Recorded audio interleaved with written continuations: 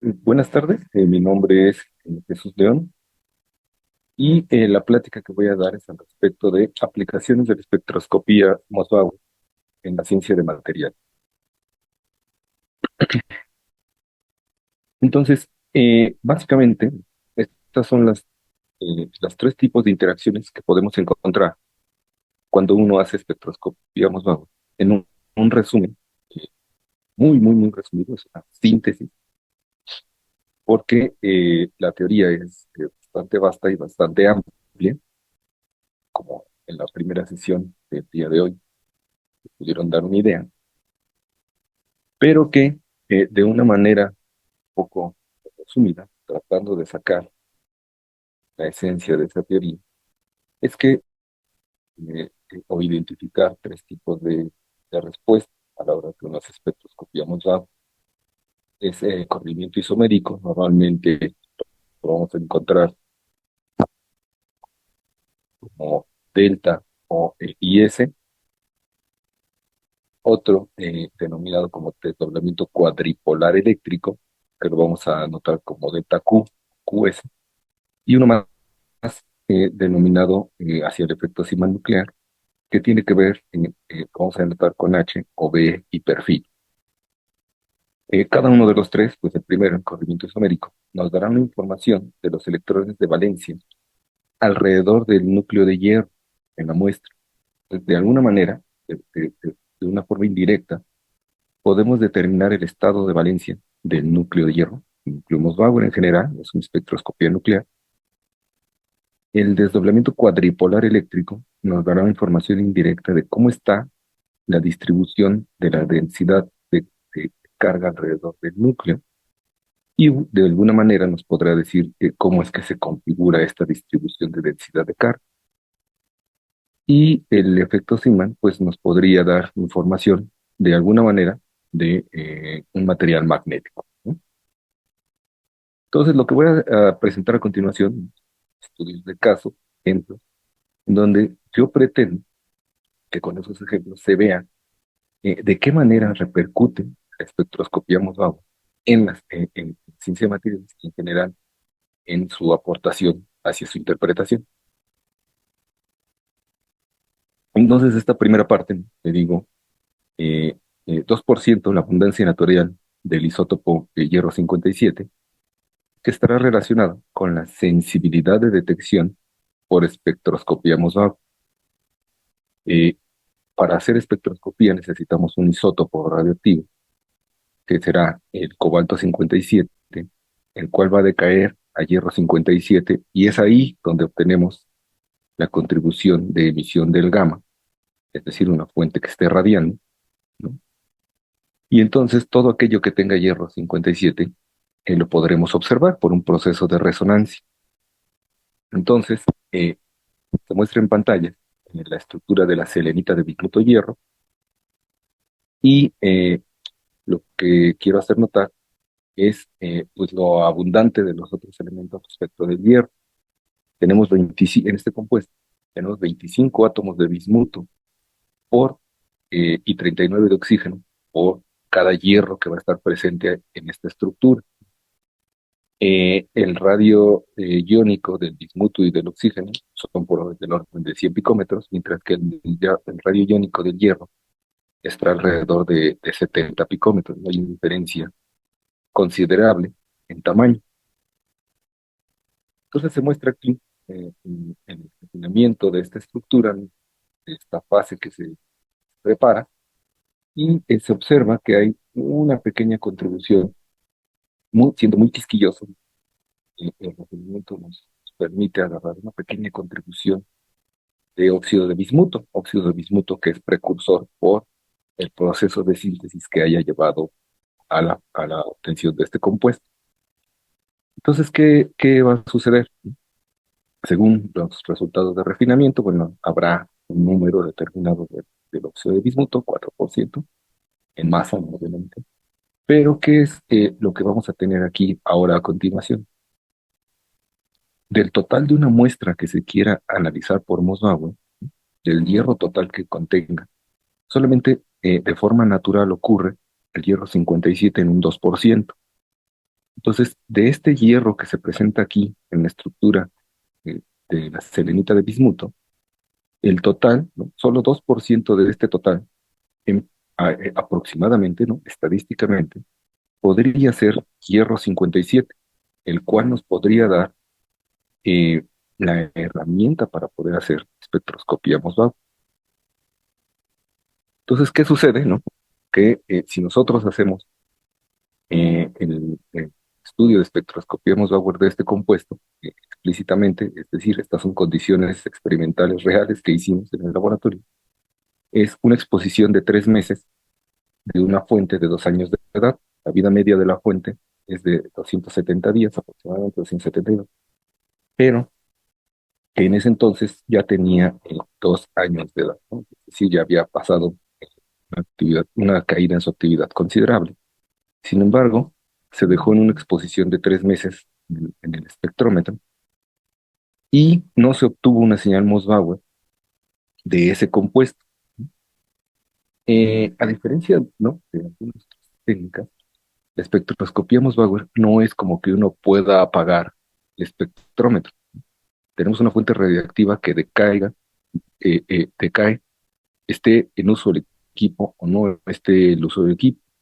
Entonces, si no está en uso en el equipo, básicamente es algo así como la casa pierde, ¿no? Pero si el equipo está en uso, bueno, pues se puede montar muestras, que no hay manera de apagar una fuente radiactiva, esa va a decaer y va a seguir haciendo este proceso. Entonces, para evidenciar esto, pues se preparó el mismo compuesto, pero usando hierro 57 como precursor, es decir, desde el punto de vista electrónico, de la química, los electrones que son los encargados de hacer los enlaces, pues no hay un cambio, sigue siendo el mismo elemento, solo que tenía un neutrón extra y entonces ya era hierro 57.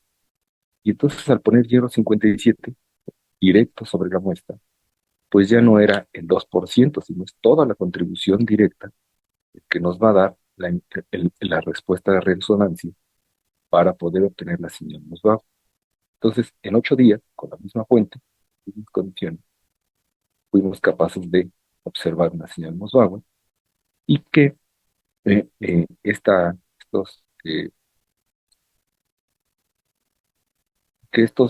picos que se encuentran aquí, estas contribuciones, provienen de lo que vamos a llamar óxido de hierro. Generalmente así uno podría encontrar en la literatura los resultados de un espectro Mosauer, en donde podemos poner, encontramos el isomo shift, el elemento cuadrupolar, campo, sólido medio y la población, la contribución que está dando.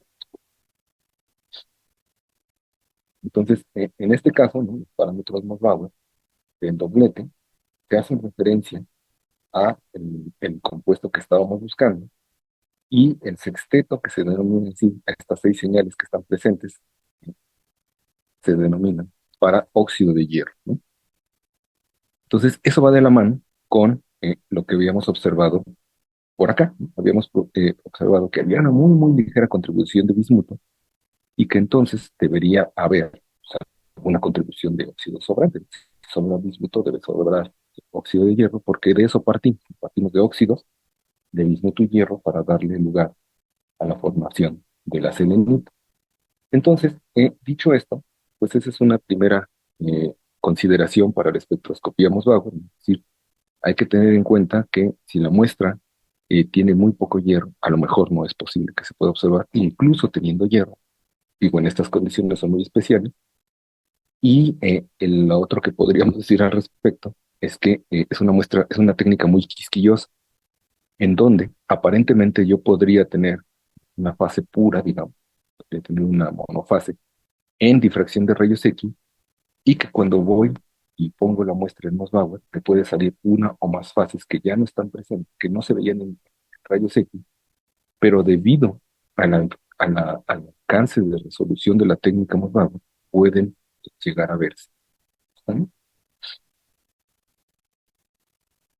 Otra forma en cómo podemos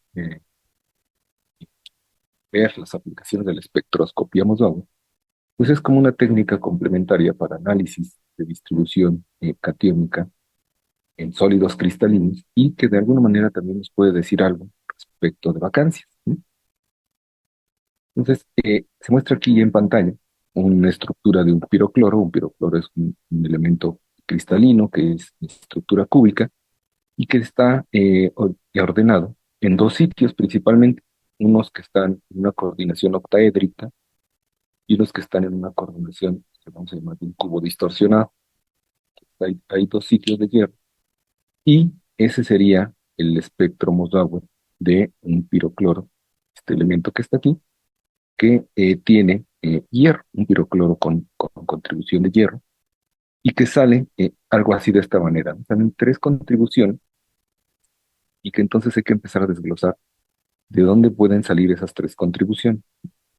Lo primero, ¿no? Vamos a ver que tenemos estas tres que le vamos a llamar contribuciones de doblete.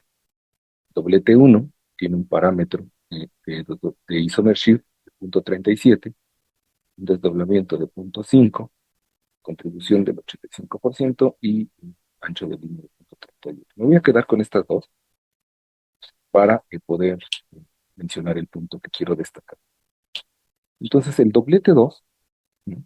Será el que señala la flecha, tiene un isómer igual de 0.35, un desdoblamiento de 2.14, y el doblete 3 tiene un isómer de 0.35 y un desdoblamiento cuadripolar de 2.97. Entonces, ¿qué puedo observar de estos tres? Puedo observar primero que el isómer no cambia. El isómer se mantiene más o menos igual, entre el 2 y el 3 es igual, y entre el primero es muy similar. Entonces, ¿no? El isomer shift, recordando lo que dice la teoría, es que tiene relación con la electrones de valencia. Entonces, estos valores de isomer shift, ¿no? Una vez que uno hace el desarrollo de la teoría, pues estarán asociados con hierro en estado de valencia 3 más. Entonces, la primera columna lo que nos está diciendo es que tengo tres contribuciones de hierro que tienen un hierro 3 más. La segunda columna, que es donde hay un cambio significativo entre el primero, el segundo y luego el tercero, nos habla del entorno en la densidad electrónica que puede haber alrededor de ese núcleo. El primero es un entorno, digamos, muy simétrico y luego se va distorsionando. Entonces, con esos en mente, uno podría decir, bueno, la primera contribución viene de cationes de hierro en los sitios octaedrales, que van a ser hierros 3 más, y que la distribución de la nube electrónica que está ahí no es cero, quiere decir que hay una distribución de alguna configuración que en realidad corresponde a el hierro coordinado en 6. Luego viene, no recordemos el valor del desdoblamiento, uno de 2.14 y uno que se va casi a 3. Entonces, el segundo proviene de un ambiente altamente distorsionado. Entonces, eso nos da pie a la discusión del pirocloro. En el pirocloro no debería estar presente catión de hierro en este sitio que denominamos A. Es una coordinación de 8, donde hay un bismuto, donde el radio iónico entre el bismuto y el hierro hay una diferencia de 30 picómetros. Entonces, el hecho de que haya hierro en este sitio nos habla de que hay un desorden catiónico y que de alguna manera se tendrá que compensar.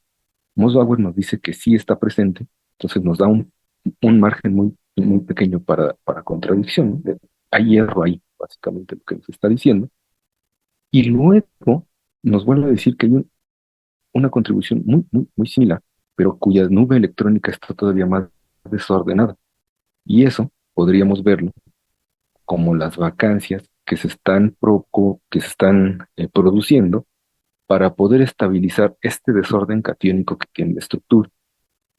Entonces, ese es el alcance que nos puede dar el Mossbauer en la descripción, de ver qué contribuciones están saliendo de los parámetros Mossbauer y cómo poderlos interpretar una vez que hay que aventarse el análisis, ¿no? Otra forma es el dopar con hierro para usarlo como sensor para la exploración de la estructura electrónica mediante espectroscopía Mossbauer.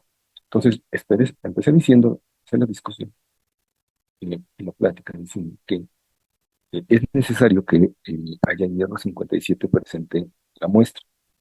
Si no hay forma de conseguir hierro 57 o de estado puro en material, pues tenemos el hierro, y ese hierro tiene un 2% aproximadamente de hierro 57. Entonces, si un elemento, si un material no tiene hierro, podríamos intentar incursionar una X cantidad de hierro y luego ver que nos dé una respuesta Mossbauer. Y de manera indirecta podríamos hacer una exploración de la estructura electrónica de un compuesto que originalmente no tiene hierro. Entonces se muestra en pantalla, es materiales metálicos, bueno, algunos, diamante y el nitruro de boro en forma cúbica no son, pero se muestra con la flecha, carburo de tungsteno, y en el óvalo se encierra el triboruro de boro. Estos dos materiales, el carburo de tungsteno ya está ampliamente utilizado, y el triboruro de tungsteno está en desarrollo. Es un material que se les llama de alta dureza, pero cuya característica es que son una respuesta metálica. Obviamente, como pueden observar, no tiene hierro. Entonces la propuesta es incursionar una fracción de hierro para poder explorar cómo es la estructura electrónica de ese material. Lo primero que hay que hacer cuando uno mete una cierta cantidad de material ajeno a la estructura, pues es ver que la estructura se mantenga, que no haya segregación, que no sobre, etcétera, no haya otro tipo de efecto. Entonces, por difracción de rayos X vemos que el efecto que se me ocurrió que los picos, el efecto neto es que hay una ligera variación en el volumen, en los parámetros de red, pero que no hay una formación de una fase secundaria o de una segregación o un límite de solubilidad. Entonces, esa pequeña fracción de hierro que ya incursionamos ya se metió dentro de la estructura del triboruro de tungsteno será de esta forma, será acomodada por capas de boro y capas de metales de transición. Entonces, hacemos el refinamiento para poder estar certeros de que los parámetros más o menos se mantengan y ir monitoreando que no estemos cambiando de manera sustancial la estructura. Y entonces lo metemos a un espectrómetro Mossbauer. Si vemos que no cambia sustancialmente en la estructura, lo metemos a Mossbauer. Y entonces, ahora sí, vemos qué es la información que nos está proporcionando la espectroscopía de la muestra que sí contiene hierro. Vemos en pantalla tres contribuciones nuevas. En este caso, eh, la primera, que está señalada aquí como coordinación electrónica de alta simetría, bueno, es denominado el doblete 1, que tiene un isómer de punto 28 y un desdoblamiento cuadripolar de punto 21. Después observamos, ¿no? Para el doblete 2 y el doblete 3, valores del isómer shift o del corrimiento isomérico muy similares, mientras que hay una variación considerable en el desdoblamiento cuadripolar. Entonces, ¿qué interpretación le vamos a dar a esto? ¿Qué lectura tenemos? Lo primero, el primer contribución, doblete 1, nos habla de que hay un ambiente, un entorno alrededor del núcleo de hierro que no cambia demasiado. El corrimiento isomérico es lo suficientemente cercano a cero, estamos exagerando un poco, pero que está cercano a cero, ¿sí? Y que su entorno alrededor de la densidad electrónica también tiene una contribución que no es completamente deformada. En este caso, por ejemplo, es un valor mucho más grande, casi 0,5, o digo, perdón, casi 0,6, mientras que en este caso, ¿no?, es un valor bajo. Para estos dos sitios, aumenta considerablemente el corrimiento isomérico y aumenta considerablemente el desdoblamiento cuadripolar, es decir, hay un cambio sustancial. Sin embargo, nosotros habíamos metido en el compuesto hierro metálico. Según los cálculos que nos puede, la información de Mossbauer que nos puede dar el isómero, es que las contribuciones 2 y 3 hacen referencia a un hierro 2 más presente. Y entonces, eso nos lleva a plantearnos una respuesta a la estructura electrónica. ¿Cómo puede haber un hierro 2 más presente si nosotros metimos hierro metálico? El doblete 1, con estos parámetros que se acercan o son bajos, que podríamos decir se acercan a cero, vamos a acelerar un poco porque se acercan a cero. Podemos decir que es hierro metálico y tenemos una respuesta del hierro metálico. No tenemos ninguna complicación. Era lo que esperaba. El doblete 2 y el doblete 3 hay que darles una respuesta. Entonces, ¿qué es lo que podremos decir? ¿Por qué aparece hierro 2 más? Lo que tenemos es que vamos a tener capas de boro que tienen que tener una hibridación para poder formar esas capas de boro. Pero al boro se le acaban los electrones y los orbitales pz quedan carentes de electrones por arriba y por abajo. Entonces el hierro va a actuar de manera iónica para estabilizar la formación de las capas y va a hacer esos dos electrones. Por eso aparece el hierro 2 más. Y de ahí viene esa contribución. El hierro metálico viene de tener una interacción entre metales de transición en la capa que le corresponde. El de la verde, código de colores que estamos siguiendo, tiene que ver con hierros que están interactuando de forma iónica. Si cede electrón, ese electrón se va a deslocalizar y cuando se deslocaliza, deja a este sitio fuera de juego en un enlace de tipo iónico. Ya no puede interactuar con las capas de boro y entonces es probable que se encuentre ahí un sitio que esté débilmente enlazado. Y eso nos podría decir que ese sitio puede o podría ser un sitio propenso a vacancias. Si eso sucede, si hay una vacancia, entonces el hierro contiguo va a sentir esa modificación ligeramente, pero la va a sentir. Y esa es la tercera contribución que estamos obteniendo.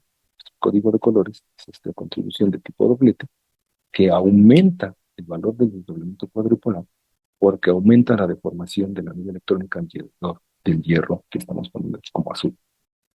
Entonces, ese es los alcances que podría adquirir espectroscopía Mosbauer a manera bueno, es por dos estudios diferentes, por sincrotrón y por Mosbauer, nosotros metiendo hierro sobre la estructura, ellos meten hierro en la estructura, detectan exactamente lo mismo, que las vacancias de tungsteno no son aleatorias, se encuentran localizadas. Y entonces eso da una idea del alcance del espectroscopía Mosbauer, sin necesitar el poderío de sincrotrón. Podemos decir algo al respecto de un material en su configuración electrónica. También podemos hablar de una naturaleza magnética, ya casi todo el tiempo, pero bueno. Eh, los materiales y su distribución, ¿no? Es decir, si yo tengo un material, en este caso es la perlita de níquel, bueno, pues voy a tener este tipo de señal Mosbauer, dos sextetos que me estarían hablando de dos contribuciones magnéticas. Es decir, internamente el compuesto tiene dos campos magnéticos que afectan al núcleo, ¿no? Y entonces, ¿no? Lo que yo podría observar es algo de este estilo, que yo tengo un sitio que tiene una respuesta magnética y otro sitio distinto de hierro que deberá tener otra respuesta magnética. ¿Cómo puedo dar una información de la naturaleza magnética del compuesto? Bueno, en principio yo podría hacer un análisis aplicando un campo magnético externo, ¿no? Si yo tengo un material que responde a los campos magnéticos, bueno, pues entonces le puedo poner un campo magnético que voy a anotar como perpendicular o paralelo, porque es referente a la dirección de transmisión del rayo gamma. Y entonces veo que hay una modificación del espectro Mosbauer en alguna configuración. Va a depender de la naturaleza magnética del material. En este ejemplo, ¿no? Yo veo que cuando lo aplico de una forma perpendicular, cambia la contribución número 2 y que cuando aplico un campo paralelo, disminuye, en un aumento y en otro disminuye. Eso me daría a decir que si yo me muevo en ejes perpendiculares, puedo tener una respuesta. Y entonces yo puedo dar una idea de cómo es la respuesta magnética del material, ¿no? Yo podría localizar cómo estaría orientado el vector magnético a partir de poner un campo magnético en la muestra externo, un campo magnético externo. Me sirve también para hacer identificación de fases, ya sea macro o micro, porque el espectro Mosbauer de elementos que contengan hierro es muy característico, ¿no?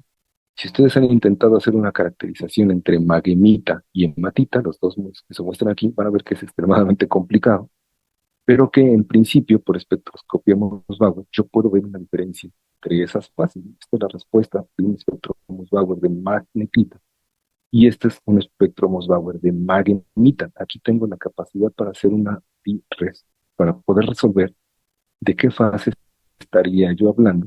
Bueno, cuando es una contribución en fase pura. Si hay una mezcla, habrá que hacer un análisis un poco más minucioso y que esa herramienta también me da la posibilidad de mapear una transición de fase.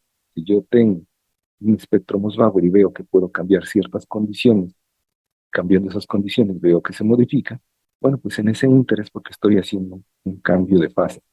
Que de alguna manera, si Mosbauer me cuantifica la contribución de la respuesta, pues en principio me da las herramientas para poder construir una curva de concentración en función de la presencia de la fase que yo esté detectando. También puedo tener efectos de naturaleza nanométrica, es decir, si yo veo un cambio en el espectro Mosbauer a pequeñas escalas, pues entonces yo podría detectar efectos de borde producidos por efectos de contribuciones tipo nucleocoraza, ¿no?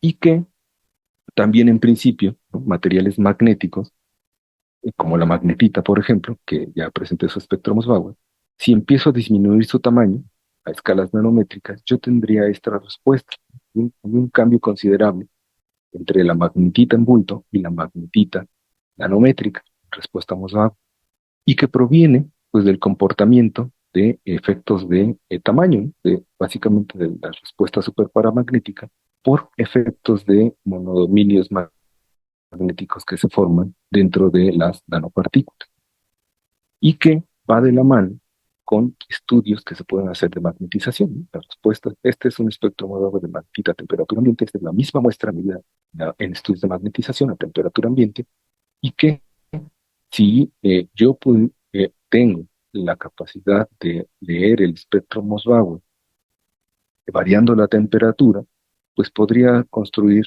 esta curva ZFCFC, así como la obtengo para las medidas magnéticas, ¿no? Si yo bajo por debajo de 43 Kelvin, yo podría observar el sexteto, que quiere decir que ya se perdió la contribución super paramagnética, ¿no?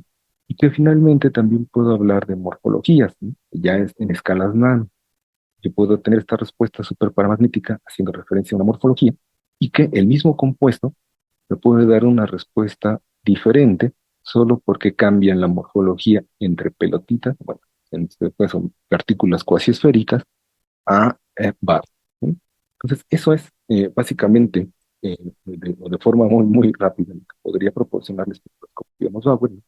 Estructura electrónica, vacancias, estado de oxidación, distribución electrónica, identificación de fases, estructura magnética, morfologías, y que de alguna manera se puede comparar con otras técnicas de la alta resolución, como la técnica ocupada por Synchrotron. Muchísimas gracias y espero algún comentario.